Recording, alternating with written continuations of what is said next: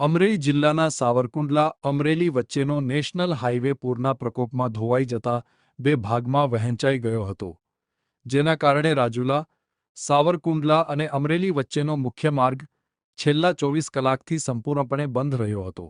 હવે ઘટનાના એક દિવસ બાદ નેશનલ હાઇવે ઓથોરિટી હરકતમાં આવી છે અને માર્ગને ફરી વાહનવ્યવહાર માટે શરૂ કરવાની કામગીરી હાથ ધરી.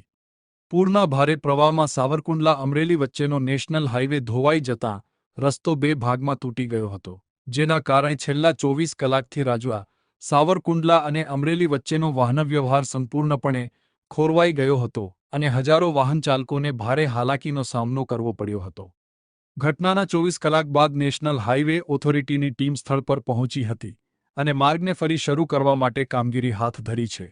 હાલ રસ્તાના ધોવાઈ ગયેલા ભાગમાં મસમોટા પાઇપ ગોઠવી પાણીના નિકાલની વ્યવસ્થા ઊભી કરવામાં આવી રહી છે, જેથી માર્ગનું પુનર્નિર્માણ કરીને વાહનવ્યવહાર શક્ય તેટલી વહેલી તકે ફરી શરૂ કરી શકાય.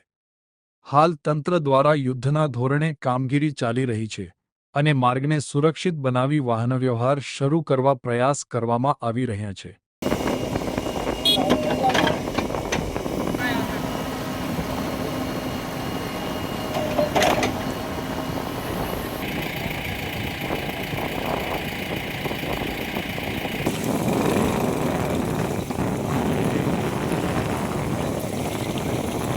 હેલો મિત્ર, આજે આપણે આવી ગયા છીએ અમન સ્વિચ ગેરમાં રફીકભાઈ પાસે. તેમની મુલાકાત લેવી.